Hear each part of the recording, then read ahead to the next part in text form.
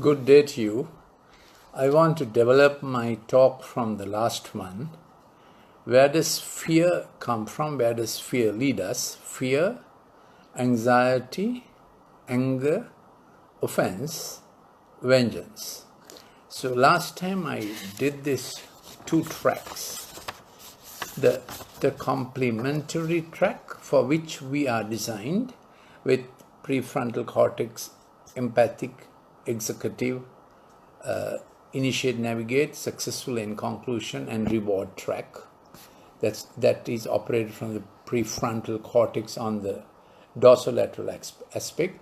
Then there is the survival, risk, peril track, which is useful for survival. That if we start slipping on the banana leaf, then we do a certain protective action. That comes from the ventromedial aspect of the prefrontal cortex and connected to the amygdala, hippocampus, and hypothalamus. So complementary track I suggested says all can thrive. The competitive one, which is bottom-up regulation, facing thrill and peril, foxhole behavior, says only the fittest will survive. Wherever you got that belief, our beliefs make up our emotions and our behavior. Then we understood the baby begins with a spirit that generates love, and one day the child is introduced to a spirit that generates fear. Of course, if parents attempt abortion, the child faces it in the mother's womb also. So then we have the give and take behavior, complementary behavior, complementation behavior, and then the other one, demand and get my end, and that is my competitive track behavior. So in that context, fear leads to anxiety. Anxiety is where you feel that demand is more than your supply. Then comes the thing of injustice, and the offense. I have to fight this. I have to resist this. Those who are responsible for me are really not caring for me. That is where the offense comes from. Those who are responsible for me are not caring for me. So it is ingrained in man that there is someone responsible for me. So I have to take responsibility. If there is no one responsible for me, then I don't have to take any responsibility myself. I can live for the moment as I please. So it is in man the ontogeny, the ontos. Where did I come from? Teleos, for what end do I live? So ontology and teleology, in between how do I do it, is the cosmology. Now don't worry about all those big things, but we have a sense of who is responsible for me, for what am I responsible. Offense is the one responsible for me is not taking care of me, not fair to me, so I also can do as I please. So I want to ask you, what are the things you think man gets easily offended by, and when he starts on the offended track, the offensive track, in our vernacular we say, hossalangi masan ba. That is the translation is that there are some people who are ready as if they are poked in the eye. They have a excessive reaction of whatever, so we have learned to call this offense. So today I want to move from fear, anxiety, anger, offense to and the vengeance part of it, anger management. Here I want to introduce, for a child, you can quickly manage a child's anger. Now where does anger come from?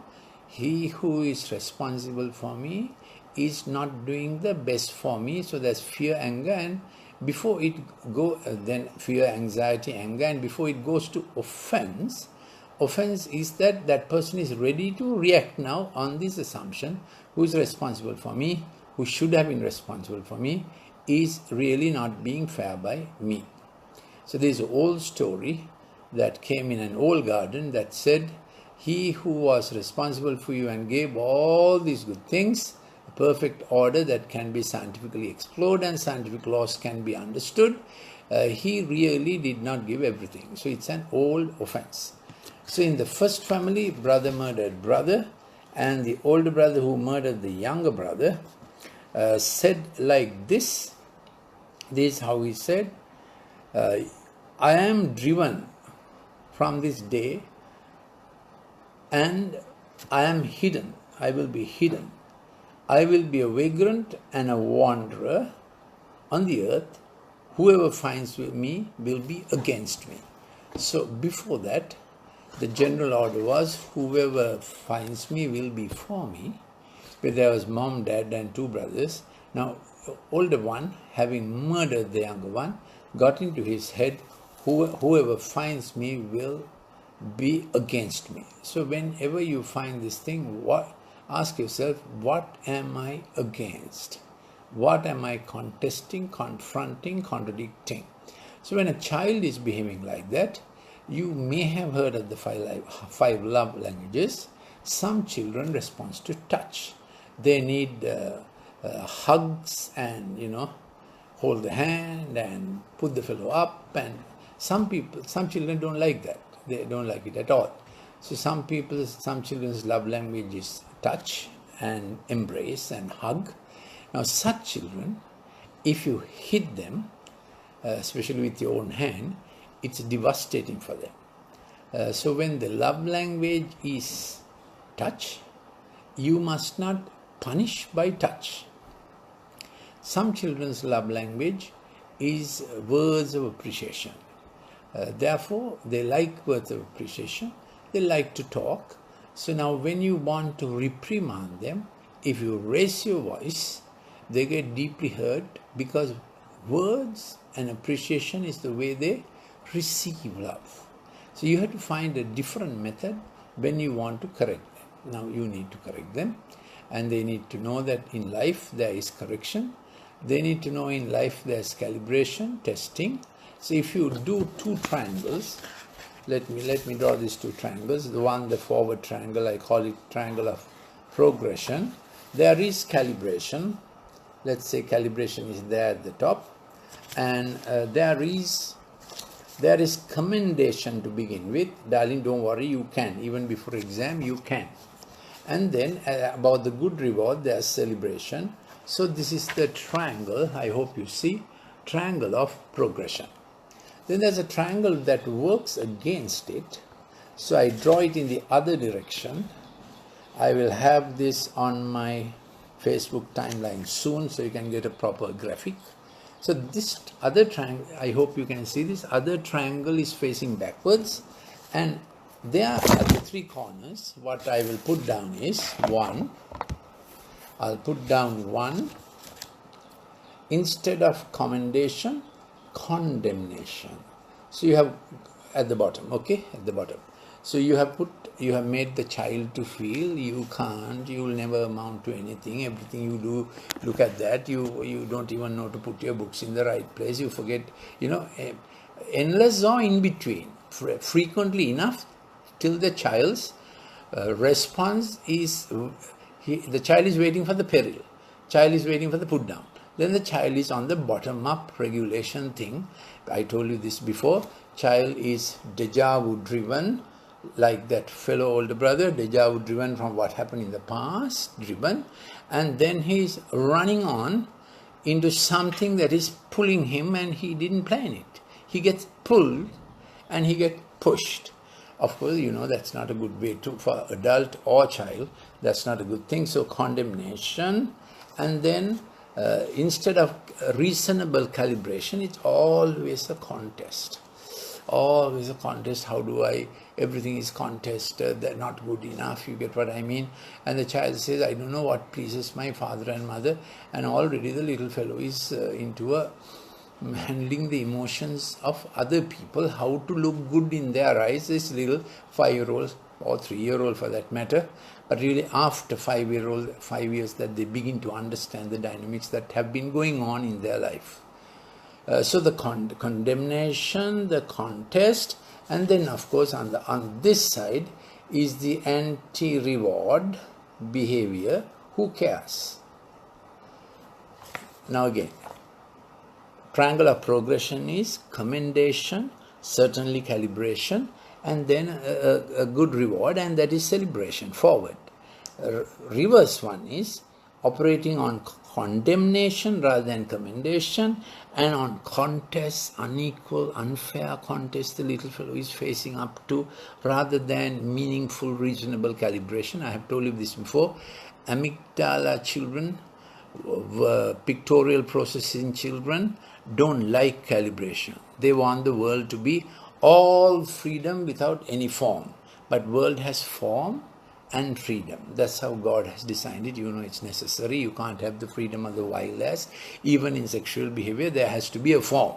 Yes, in everything. So the child who is into pictorial processing think the world is the limit, imaginative, speculative. So calibration doesn't come easily to them. You know, to give marks for art is more difficult than giving marks for mathematics. So that's the difference. So anyway, so you must have reasonable calibration. But with condemnation mode, child gets contests all the time, examinations that are difficult to pass. Now, if as a teacher I ask you, what is the purpose of examination? Child to fail or child to pass? Of course, a reasonable teacher says, I want my students to pass.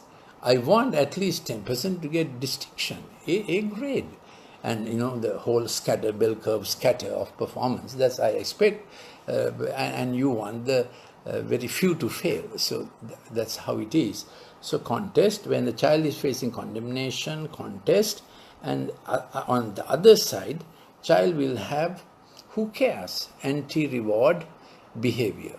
When that's a triangle of retrogression. This gets set in. Now we can activate a triangle of retrogression when we are going through a period of things begin to fail kind of thing, or run down period. You don't know why also. You may know also why. So post-traumatic stress behavior, where we get into bottom-up regulation, expectation of the last bad thing to happen tomorrow also. Dreams are always unpleasant. In PTSD, dreams become unpleasant. You have dreams, but the same bad dream again and again happens to you. So there is a therapeutic way of dealing with that. So these are the two triangles I'm going through today. Triangle of progression with celebration at front, and commendation at the bottom, and calibration in the middle. Then the triangle of retrogression with condemnation at the back, contests in the middle all the time, and in conclusion is anti-reward behavior. Nothing to look forward to. So getting back to the love languages, so some children are on touch, some are very heartened and hearkened by words of appreciation. They expect it. You must know your kid. And then in which case, if you shout at a child, you use very rigorous language for correction, that child collapses. So the principle is, when you know the child's love language is this, don't use that for correction. Use another language for correction. You must keep the love language that the child considers love language for appreciation. Okay? Then comes some children like gifts. Love language is to give a good gift at birthday time and so on. And anyway, when exam has been done well, they expect a gift. That's all right. It's not a bribe. It's at the end of performance, not at the beginning of performance. Don't say, if you get through, if you get 9 A's, I'll give you this. Never say that. It becomes bribery. Corruption starts at home. But you show your appreciation with a gift. Then some kids, their love language is you do their little care activities. They say, Tati, will you wait with me till I wash? Or and then you do the necessary things for life. They expect like that. They become dutiful children. They are a little on the performance side, but that's okay as long as you manage it. So don't fail them in the thing they expected you. So you say, I'll pick you up from school at 1:30. If you're not there till about 1:40, 1:45, that is no love. That's how they interpret. So you must know your child. Other thing is giving time, and usually food goes with it. Some children just want to hang around you. You need to hang around with them, go with them for a walk, beach or whatever. Factor all those possibilities and know your child's love language. Don't correct the child, reprimand the child in the way child gets appreciation. In that very way, she must not get depreciation. You must remember that. So getting back on track for anger management. Anger is a normal emotion. In fact, some situations, if it does not provoke anger, there's something that's wrong in you. If you find some fellow is abusive to your wife or very, very demeaning, anger will arise. So anger is a self-defense mechanism. You know that from physiology, the adrenaline, the cortisol, all that gets into place. Then what is wrong with anger? What is needed is anger management. So here are some questions. What is the trigger for your anger? So what happens is some particular trigger gets anger going. If you don't manage it, you recruit other triggers, similar ones, later dissimilar ones, not at all connected, that provokes anger. So what has happened? You have recruited other stimuli as anger, and like in fear, your anger threshold has now come down also. What initially provoked anger was some very serious situation. Now when you keep practicing anger as a response, which comes out of a zone of no confidence. Did you realize that? You have put yourself in a zone of no confidence. Let's say your boss, whatever your field is, as you go before your boss, you have entered a zone of no confidence because you gave his words power in your life, which was foolish. You must keep your words having power in your life, your assessment having power in your life. So already when you go to meet the boss, you are in a pugilistic, belligerent mood, ready for a fight. And the fight will happen. Yeah. So what is the trigger for your anger? Don't recruit other triggers, over a period of 2 weeks. You are finding you're reacting to many, many things that you normally didn't react. What was the climate that lowered your anger threshold? Or stating it differently, what circumstances primed you up for the anger reaction? You have to stop that avalanche now. You know what avalanche is? Small snowballs become big snowballs. Big snowballs becomes a crashing slide. So as you see small snowballs gathering, your wife or someone needs to help you to recognize that an avalanche is now coming. Small snowballs are becoming bigger and an avalanche is due. Thirdly, normal anger reaction has a latent period. So check this is the provocation, how long it took you to get angry. So if there is no latent period, your anger triggered, anger primed. Take care of that. So when someone is needling you, how many needles has he to needle you before you react? Keep a check on that. So normal anger reaction has a healthy latent period. In that latent period, you get adjusted to how to handle it, how to assess the provocation and say, no, it's not a major provocation for me to burst out with all my resources. So you must know anger can be expressed, sometimes should be expressed. So you have to have a package on this side. How do you express anger? What is the scale you express anger? For instance, silent. Remove the smile. Put a serious face. You have not spoken. Keep a distance. You are like this. You draw back quietly. Then you might even fold your hands and show that you are not interested in the way he is developing the conversation. Now you have not spoken still. Then, of course, you can choose your words by that time. Never choose your fist, of course, yes. Never choose your fist, choose your words, what you will say, certainly to defend yourself. Also, try to see whether you can make this fellow to realize he's on a wrong track. So what will you do first? Throw some light into his thinking that he's on a wrong track, rather than standing up for your own defense. For this, you will need a little altruism. You may need a good shepherd working in your heart that helps you to consider, let me help him. Maybe your boss. Of course, this might be true for your son or for your wife. Let me help her to see that the track she's taking is unreasonable, too much. You understand? So before your self-defense, if you are able to consider that person's welfare, you become a benefactor. You remember my classification? The complementary mode and the competition mode. All can thrive versus fittest survive. So I personally think the fittest survive philosophy is drastic, dangerous, and it has ruined the world really. So you must have heard of the AstraZeneca vaccine. It's now out that one person got transverse myelitis. So AstraZeneca vaccine was an adenovirus from chimpanzees that they used. Now look at this, adenovirus from chimpanzees they used for human infiltration. Now this kind of gain on function is prohibited. In US it is prohibited.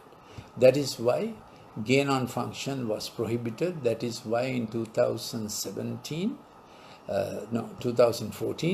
while President Obama was in power, CDC and Dr. Fauci shifted gain on function virus research to Wuhan laboratory, where the coronavirus, COVID, escaped.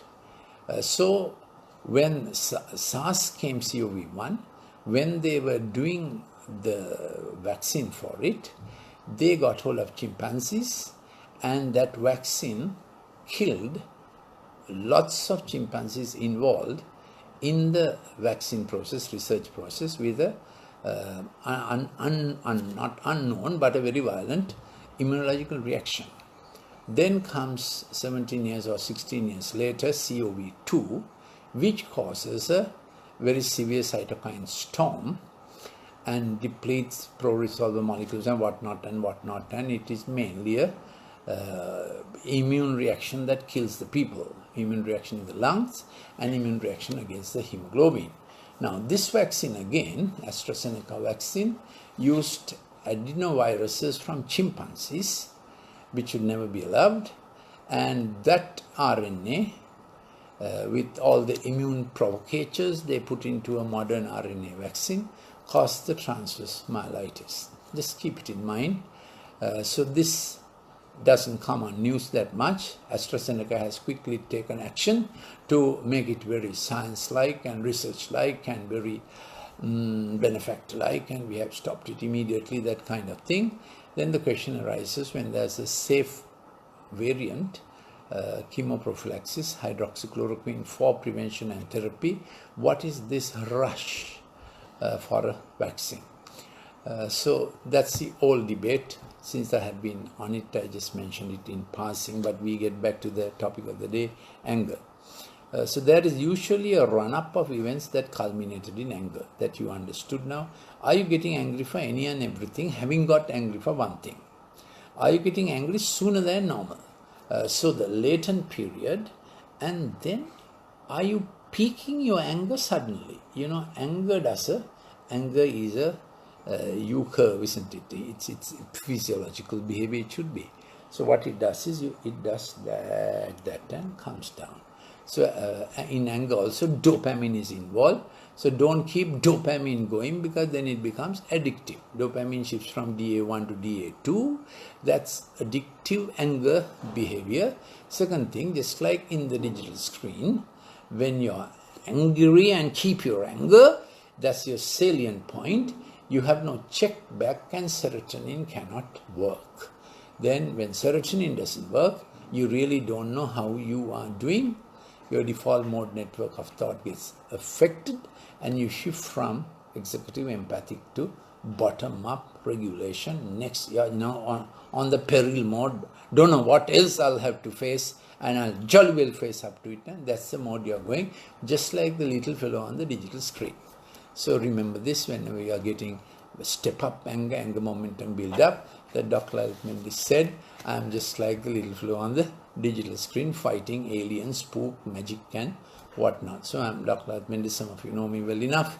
If you want any of my former clips, please send me a WhatsApp to +94 77 49 59 214. So are you getting angry sooner than normal? Are you always angry? Then comes a period you're always, in that mode of you're against something or someone all the time. So I find as a nation, we seem to be very quick to criticize other people, write up the errors, rather than being beneficial and righting the error, R-I-G-H-T-I-N-G. So since we have many quandary factors or so many other side things. So we have races on the other side, we have business interests on the other side, we have political interests on the other side, maybe we have academic interests on the other side. So confrontational is what Sri Lankans have easily become. You may see this on the social media. I see lots of my students, medical students, now of course doctors, they are quite belligerent, in their behavior, very belligerent about the other side, whether it's the other side is a race or a political party or an ideology or a different idea. And they're very confrontational. So they are like, sort of 6 shooters drawn all the time like that, yeah. So I don't know, this can't be put down, everything can't be put down to the digital screen. So are you always angry? What is a problem or threat from which you are trying to defend yourself by being angry? So anger is like a bit like cocaine because it's dopaminergic. Anger gives you strength for how many hours? So choose your fights carefully because you want to expend anger creatively. Expend anger creatively. So if you want to take up an issue, you have to expend anger creatively. So for instance, when I saw the AstraZeneca vaccine, how they have done it, a little bit of anger crept into me, and I thought this must be different, and I'm quite happy that I did a lot of research on hydroxychloroquine and battled the issue at an academic level. Yes, so choose what you fight for carefully, because anger is a precious resource. Invest it wisely for purposes and products of some significance. Don't waste your anger on the roadside fights and teaching some fellow to drive properly. You get what I mean? So whatever your profession, have this thing. Anger is a resource. Anger is an investment. I choose carefully where to invest it. I'll invest it carefully, and I will plan what effect I expect from responding to this vigorously. That's what anger is, isn't it? Responding into it vigorously.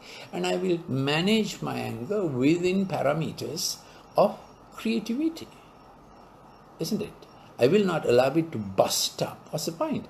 I must preserve that resource, and then I withdraw the resources. If I find I alone can't do this, I withdraw. He who fights and runs away lives to fight another day, and discretion is the better part of valor. So consider anger to be harnessed for necessary projects, and don't let it bust. It's your resource. Don't throw it around on people who can't even appreciate what you're angry about. Academics get angry, academic board meetings get angry, and not only politicians. Corporate is as corrupt as the political world. Politicians can't be corrupt by themselves. Someone is offering them money.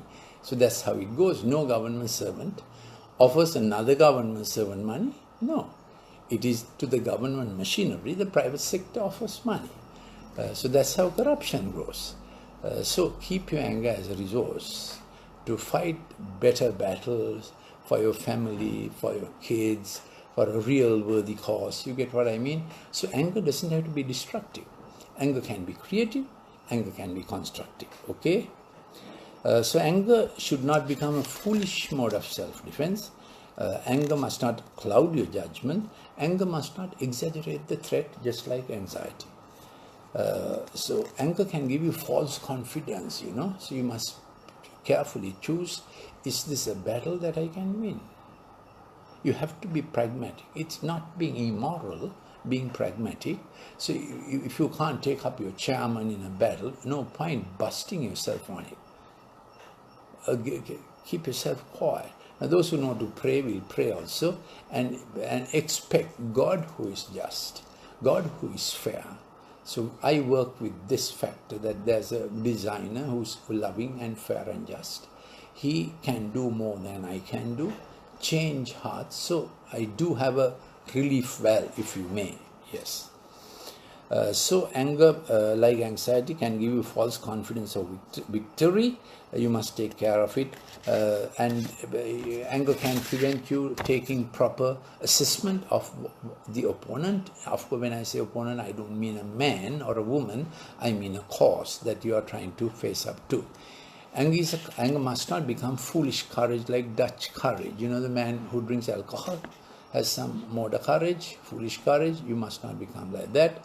Though anger may be successful in combat sometimes, it will teach you no lessons for future success. So you must use anger carefully, and it will engender false bravado, less preparation in the future. So the angry man doesn't prepare properly. But he can't get to on your mark, get set, is violated by the anger. Anger pushes you to talk or do before you are really ready. Yeah, you need to take care of that.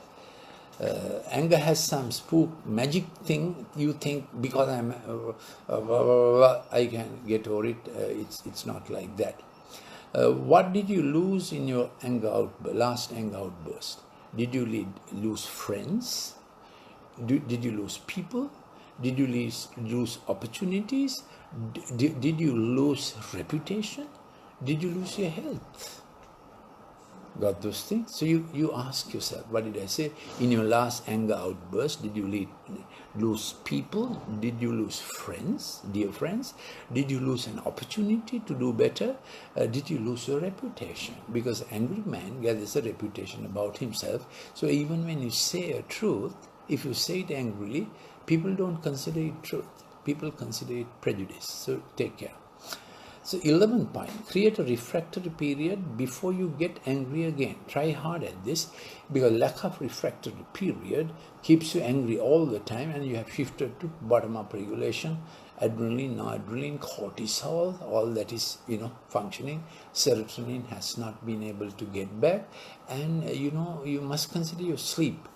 GABA, gamma-aminobenzoic acid, comes up during that sleepy time. You feel like a baby, you feel this went wrong. So when you are sleeping, you must not allow anger to go into your sleep. Your dreams get affected, your sleep get affected. Let not the sun go down on your anger is an old saying. That because that will interrupt your melatonin secretion. Good to get angry. No, it's not good to get angry. But if you have to get angry before 6 p.m. After 6 p.m., try not to get angry. Okay? That's just by the way. So create a refractory period before you get angry again. Avoid the anger precipitating scenario for a while. You take preventive action against anger. You avoid that confrontation. Avoid that situation. Get some friend to speak up if necessary on your side. 12. You can't say I got angry unexpectedly. It's an untrue statement. You know you were ready for a fracas. You had got ready. So don't say I got angry unexpectedly. This is not true. You know the periods in which you are primed and anger prone. You know that period. So don't say I got angry unexpectedly. It's no excuse at all. Nobody will believe you. It's untrue. We know that what makes us angry. We know circumstances that I will react in anger, we must know. 13. Did your anger start with one thing about one person, and is it now spreading to unrelated people about unrelated issues? So I told you, don't recruit other things into your anger. Don't recruit other people into your anger. 14.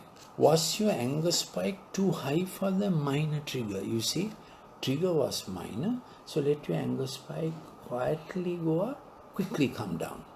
When you're anger prone, anger spike goes up too quickly, too high, and it doesn't come down. It lingers on even through the night. Then you have to take care of it. Has your anger spike repeated more and more?